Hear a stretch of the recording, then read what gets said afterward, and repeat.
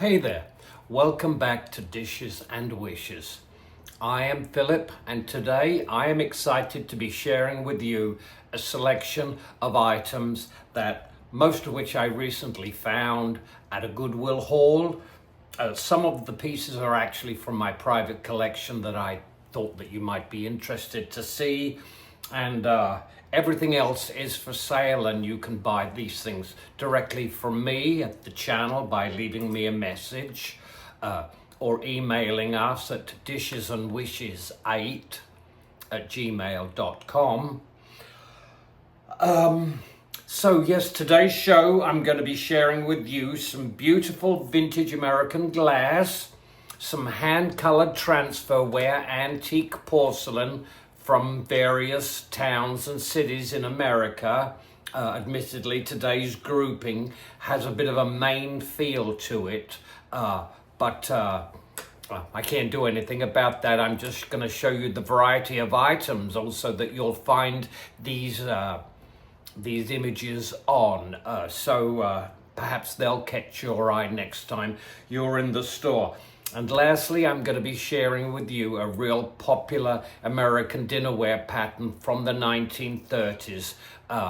And it comes from a pottery that has an interesting history and historically significant history, even though I'm sure there are only a few of you who may be aware of what it's all about, Alfie. So, without further ado, I am going to begin, and let's look with the glass. I was happy to pick up this. It's pink. It's Windsor Depression glass. This is the 10 3/8 inch handled tray from the 1930s. It doesn't have any scratches on there. I don't know if you can see the surface there, but it is beautiful. Always be careful with these cake plates because, you know, some people were heavy-handed, and anyway, these are available enough that you don't need to buy one that is all beaten up. Yes, Jeanette, that's a popular pattern. You'll find it in green and also clear. And there are an amazing abundance, or not an abundance, an amazing variety of items in clear that it makes a nice set. All the colors mixed together also work really well of the same pattern. Anyway, so that's the Windsor tray. What else? Ah, yes, I was happy to find this, and I recently shared with you. Go out the window. Guess who?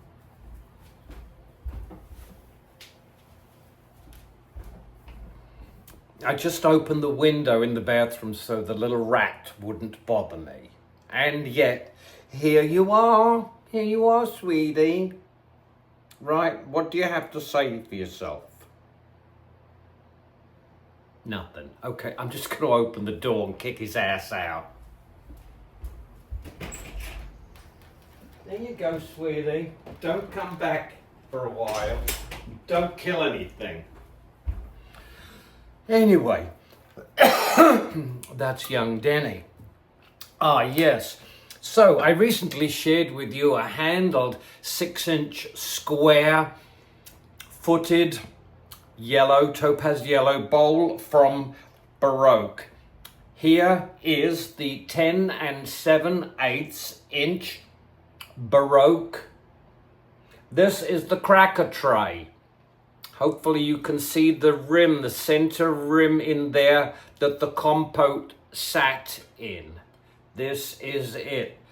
This also comes in other colors as well, blue and green, number 2496. This is Baroque. Yes. And here is another piece of Fostoria that I was happy to find. This always reminds me of like a colonial hat. This is the clear Fostoria. This is the century shape. Notice you can recognize a century shape by this little fluid rim decoration. It almost looks like it's moving. There are the 3 feet. This is Century. The shape is called Century, which is number 2630. Century was produced between 1950 and 1982. This is the 7 1/8 inch 3-footed triangular bowl. There it is. Okay. Oh, yeah, look at these two. I was thrilled when I found this. It's a creamer and a sugar. There they are. I'll show them to you one at a time, starting with the footed, handled, open sugar bowl. There it is, and you can see the maker right there. There's the diamond with the high H. The underside has been ground, and this creamer and sugar has a beautiful wheel cut etch in there. There's a beautiful wild flower and some wild grasses in full seed there, and then some pods there.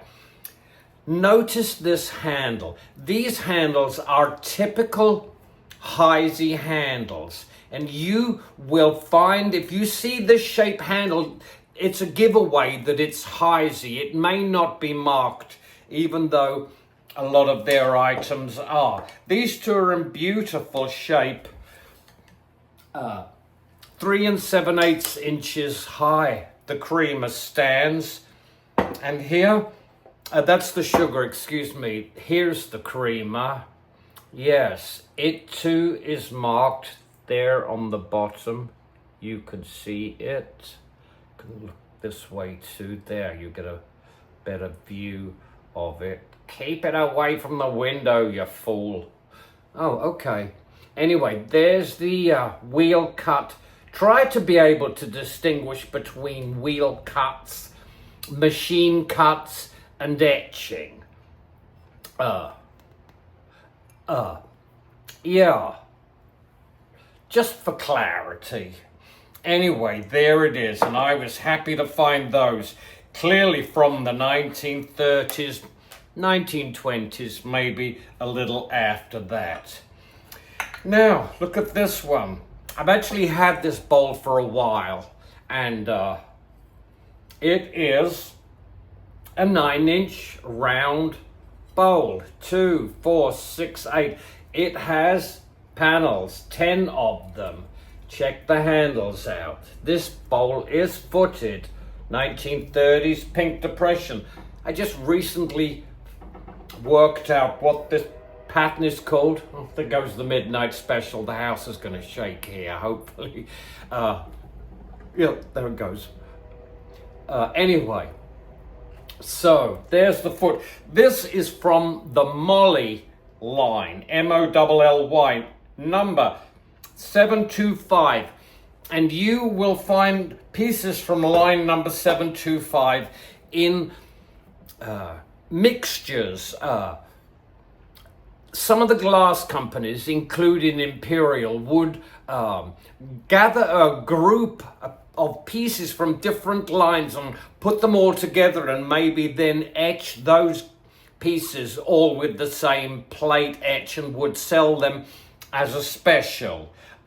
That happened to pieces of clear Molly 725. This is just a regular pink piece there. It's very nice, and I like it, and I'm happy to have finally discovered who manufactured it.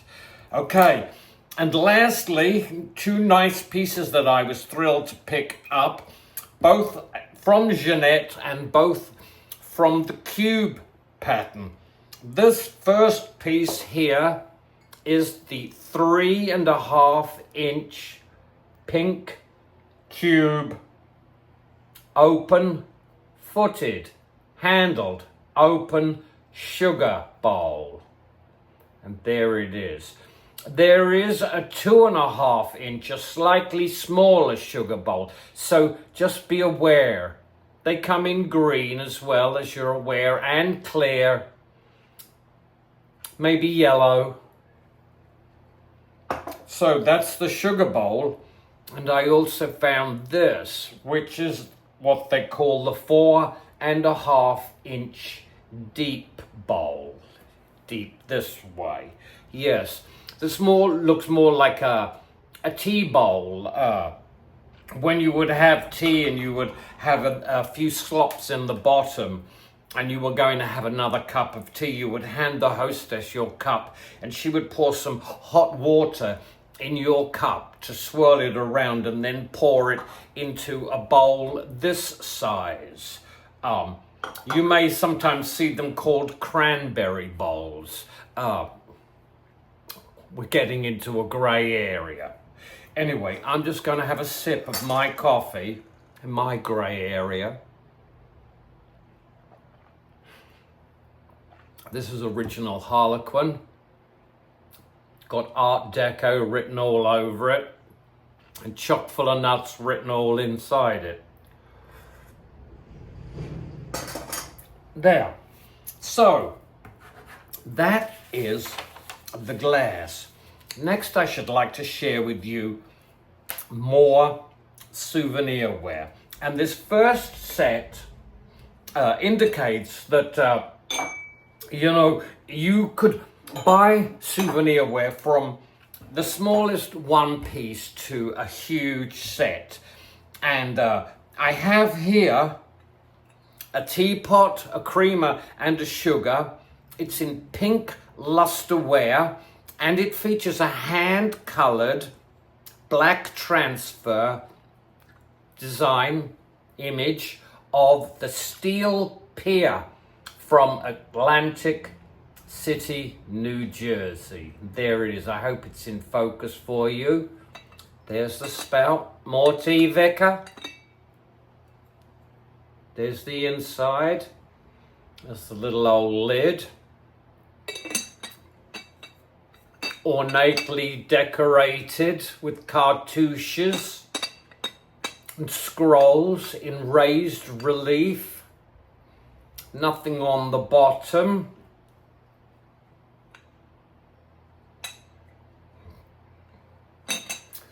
Which simultaneously says something and nothing at all.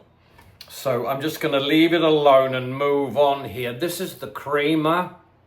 It's a beautiful pink lusterware there. The handles are clear and the image is right on the front here. It's a cloudy day in Atlantic City, as you can see. There it is, the water. It's beautiful. A little bit of the boardwalk there, steel pier. Yeah, and here is the covered sugar. Just as you'd expect. White handles, raised relief. There are dots around here. I wouldn't be surprised if there were cups and saucers that actually matched this, that it may have come in a tea set.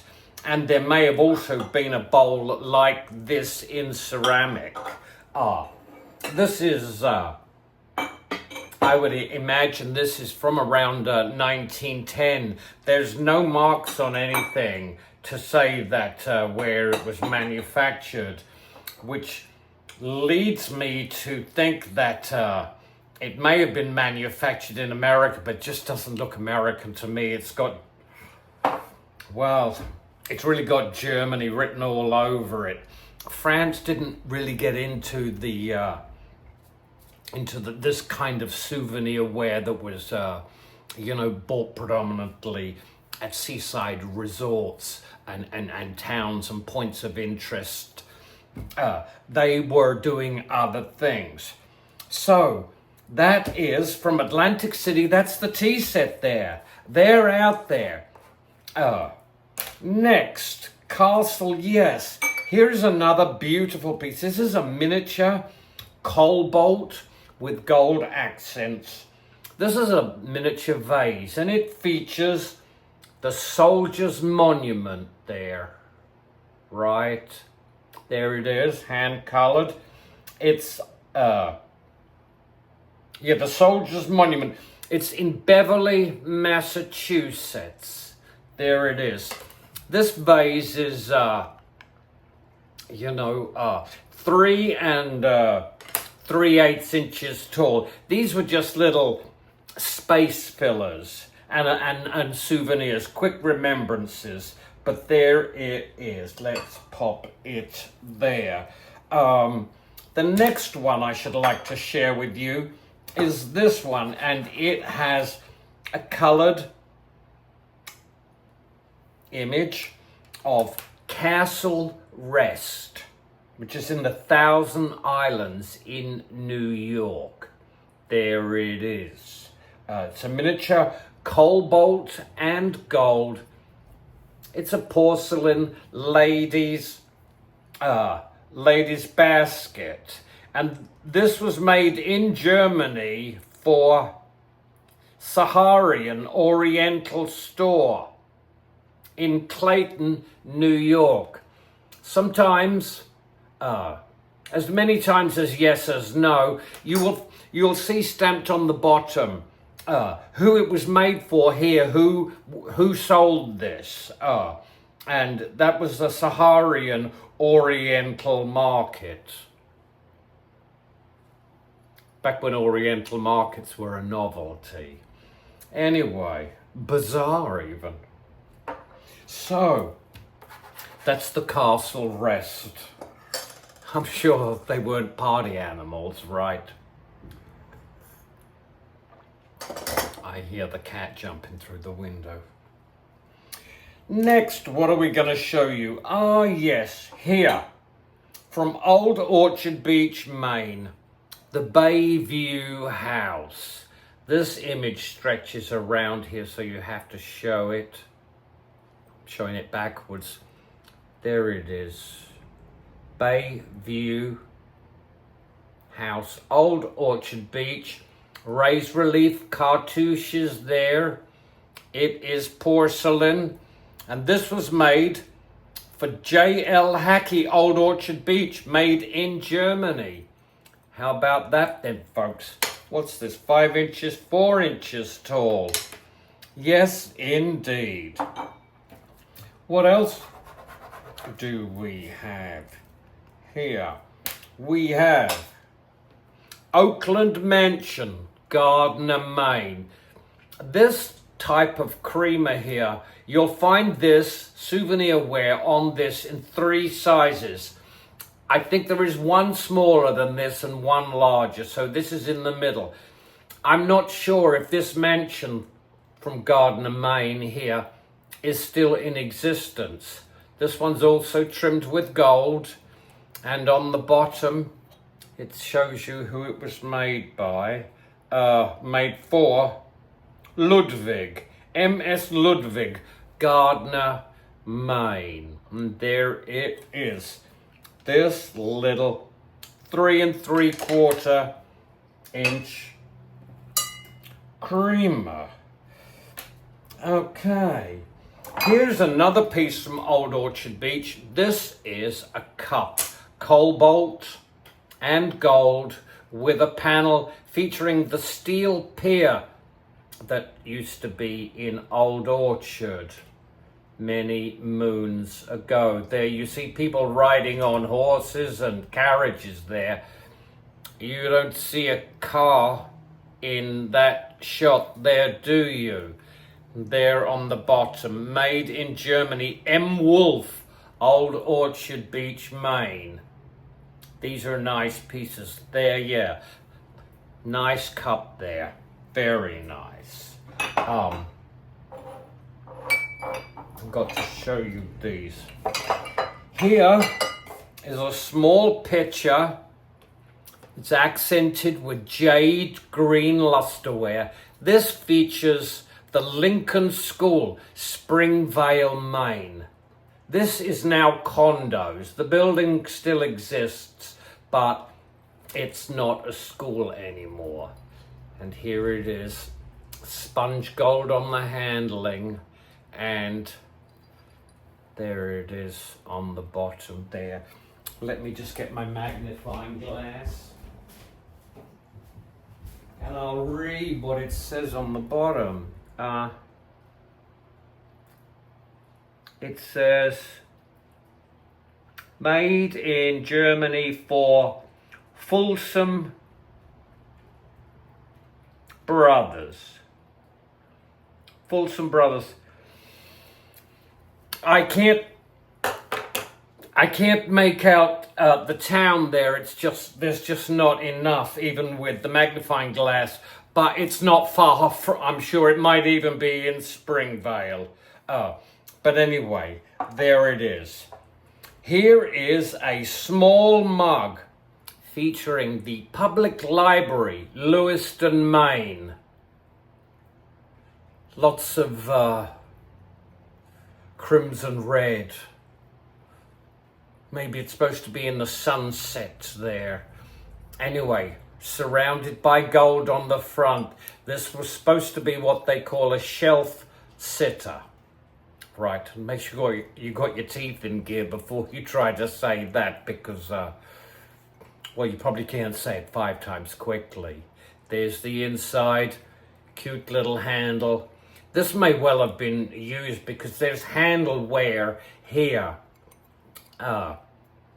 which comes obviously from years and years and years of handling. But there it is, sunset on the Public Library. Yeah, right. Maybe that was prophetic. Anyway, and here is a beautiful example of just a plain porcelain pitcher that hasn't been hand colored. It features a church in Camden, Maine. ME, I looked that up, and that's the Methodists and the Episcopalians who got together and share a building, which I found interesting since they share the same God. But anyway, let's not get into that, Philip. There's the inside, gold trim, and this was made by J.B. Williamson, made for J.B. Williamson in Germany. Germany calling, and there it is. That is our souvenir ware show. Now I'm going to share with you 3 occupied Japan figurines. They're all hand painted, and these are from my private collection. I collect little people from all over the world doing different things. These guys are all pipe smokers. I'm assuming it's opium, but who knows? They're all stamped occupied Japan. They all have different outfits on, so their role in the society that they came from was all different. Just one little remembrance: when you collect little figurines, they can be slightly off from accurate, because you mustn't ever forget that these items that feature Chinese people were made by Japanese people. So you're getting the Japanese view of the Chinese. You're going to get that on all of them. I'm not talking about bigotry and hatred and nonsense. I'm just talking about things that just are slightly not quite historically accurate. But these are just penny knickknacks. It doesn't matter. Maybe I'm just petting. Anyway, let's get on with it. I'll show you the largest one first, and that is this guy here. And there he is with his pipe. He's wearing a nice tunic. He's got a basket here, probably his stash. He's got a little burgundy cap, and he's a boxer. There he's got the braid, which mustn't ever be cut. He's wearing a long mauve tunic, black slippers, and there he is. They look like clouds that are on his tunic, and clasps there are in blue. Look at his face there. You might know somebody who looks like... I know people who look like my little figurines. I get the biggest kick out of it. Maybe they're going to cart me off one day. But anyway, right now they're not carting me off. And there on the bottom, it says Occupied Japan. It's a little faint, but there it is. This guy is how tall? He is, he's 6¼ I generally don't like these to be taller than 6 inches. But he was so, I like that one so much that I just broke my rule by 1/4 inch. Here's our second little guy, and as you can see, he is dressed totally differently. He doesn't have any basket or anything. He's pointing at something, but there's his pipe. He's got a little green hat on. He too has the boxer ponytail. His hat has the little string underneath. He's got a nice yellow top, green hat, and blue skirt, black shoes. And there's his Occupied Japan sign right there. This little guy, he's 4 inches tall. As is this guy. He's about 4 inches tall, right? Oh, a little. He's 4 3/8. I like this guy. He is dressed totally differently from the others. There's his little pipe. He has a hat on with a string underneath, and he doesn't have the long braid at the back, but he's standing there in like a house coat with pants, kind of Victorian style, mid-19th century, mid-1800s. He's standing there very erect with his hand behind his back. There's his little sign there. I like him very much. There he is.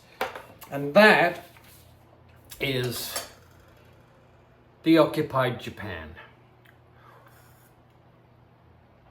Now I'm going to get on to the star of the show today, which is a pattern which I'm sure many of you will be familiar with.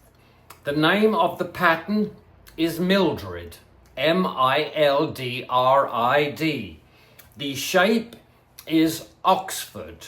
It is an octagonal shape, and the manufacturer is the Mount Clemens Pottery Company from Michigan. Mount Clemens Pottery Company is a pivotal and incredibly important pottery in the history of American dinnerware manufacturing. The Mount Clemens pottery began in 1915. That's when it started to work, to produce. But the town had actually got together around 1912 and decided that they needed to do something, because the town had been a spa town and the spa business was going out of style. People weren't taking the waters. They were going to real doctors with new modern medicines, and there was no money in spa water anymore. So the town of Mount Clemens, Michigan decided that they were going to build a pottery because reports indicated that it was a good business. And they did, and they employed a man, a genius, called Charles Dole Sr., and he was the general manager of the Mount Clemens Pottery Company. And he was also the Henry Ford of the American dinnerware industry. And here's why. Soon after he arrived at the pottery, he realized that their tiny pottery was not going to be able to compete with the bigger potteries. A matter of economies of scale. And so, with the backing of one of the major shareholders who'd bought into the Mount Clemens Pottery Company shares, was a 5 and dime store called Kresge's. And Kreskies wanted more dinnerware for their national stores. And this is how Mount Clemens is everywhere and why it was everywhere. Kreskies encouraged Charles Doll to experiment, to speed up the process. But really, the process was that wherever it was going to be, you needed a human being to make the cup or make the pitcher or make the plate. And then it had to be stacked into a kiln, heated, cooled, and then taken out and yada, yada, yada. So what Charles Doll's first development, his first invention, was a tunnel kiln, which are common today.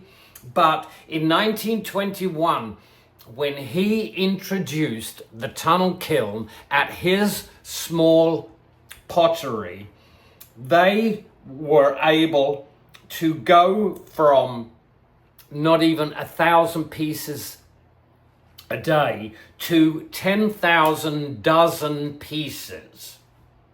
This tunnel kiln was absolutely amazing. It did amazingly wonderful things. However, there was a downswing because we now have this huge capacity to glaze and to cook our clay, but we still can't make it any faster. And this was a golden age for the potters themselves who made the items. And Mount Clemens had wheels in every corner they could, and they still could not manufacture enough pieces by hand. And so Charles Doll worked on this. He employed another inventor whose first name I don't have, but whose last name was Miller. And Miller and Doll Sr. together in 1938 introduced what we know today as the jigging machine. And the jigging machine would have a mold, and slurry and slip would come in that contained the clay, and it would get whooshed around and it would stick to the mold, and then it would come out of the mold and it was done. And it was just amazing. This jigger machine could produce 120 items a minute. Human beings could not even do one. These machines caused problems in the industry because lots of people were put out of work, and all of the big companies had to have this new technology, and the cost of it was cost prohibitive for some companies. They just went out or were eaten up by other companies. So that's the story of Mount Clemens and why it's important, because it industrialized a craft that had really been going on in the same way since the Egyptians, and before then, when humans would take pieces of clay and bake them in the hot sun and then have utensils on them. So we have Charles Doll making machines and running the company and being an absolute whiz. I know these things about him. They're from my research, my master's thesis. I corresponded with Charles Doll Sr.'s son, Charles Doll Jr., who was an old man back in the 80s when I corresponded with him. I lost my research, those original documents in a flood that occurred at the house in Worcester, but I kept the other notes in other places, so all the information is all collated in one place. So let's take a look at the pattern that I'm talking about, which is called Mildred. Charles Doll also had a hand in the designing of these items. This is his work too. This guy was a jack of all trades, and we should be proud of him. So let's show you what we've got. All of these items would have been available at Kreskies which later became Kmart. Kmart bought out Kresge's. Kresge's was the original name. So let's check out, look at this. It's the footed, handled, covered casserole in the Mildred. There's the lid. I'm going to take the lid off, show you the two parts separately. I need to read my notes because I think I wrote down all the sizes. Oh, for goodness sake, Philip, where is it? Right at the bottom, naturally. Okay, so this is the covered casserole. There it is. You see, the handles do not connect at the top, and there's a little sort of flower in the middle right there. There it is. Here is the decal ware running right around it. Pink, yellow, and blue flowers in a cartouched panel. There's netting there and garlands running around. There's the foot. This piece is not marked, but that raised relief USA there, I hope you can see it, that is typical of Mount Clemens. You'll see that on all of their older ware. That's the bottom. It has a rim diameter of 8 3/8. Here's the lid. The lid has a gold trim on the finial there. You see the panels, and there is it around the outside there. And there's the inside there. In beautiful shape, beautiful shape. There is the covered vegetable. They call it a casserole. I wouldn't put the thing in the oven, but that's just me. Next, I found all of this Mildred all together at the Goodwill in Biddeford a couple of days ago. I just got a new iPhone, and I'm trying to put all of the technology back together again because now it doesn't. I have to reintroduce all these new pieces. So bear with me. That's why I've been offline a little while, because I'm trying to get everything all working back together again. This is the 9.5-inch oval bowl. I call it an oval vegetable bowl. Some of you may know it as a baker. Here it is with that beautiful, you can see the octagonal shape here. 2, 4, 6, 8, there it is. That's the octagonal bowl. Yes, and here is the creamer, footed creamer. The handle here actually connects, and there's the inside. And I just noticed something that I've had this, and I didn't see that before. I just saw that. And I don't know how I missed it, but now that I see it, I see it. Anyway, on the bottom, there's just a couple of strands of crazing and the raised relief USA. Mount Clemens Pottery doesn't really craze badly. You will find some crazing, but more often than not, you'll not find crazing. That was the creamer. Here is the 11 3/8-inch oval platter. And here we can clearly see there's 2, there's 4, 6, 8 panels. There's a center bouquet there and gold around the rim. A little wear on the gold, but here on in, with love and care, that gold should never wear off anymore. There's the smaller platter, and here's the other one. This one is slightly larger and measures 13.5 inches. These items are all available for sale. They will be on eBay. I'll be putting them in Dishes and Wishes on eBay. There it is, no marking. That's the larger platter, it's 13.5 inches. Next, we have the 9-inch plate. I think there is a plate that is an inch larger than this. See how nice condition these are all in. I got a dozen or 11 of each of the next plates and bowls that I'm going to show you. This is the 9-inch plate. Here is the 7 and an 1/8-inch plate. See the light still glistening on the glazes there. How nice is that? Not marked.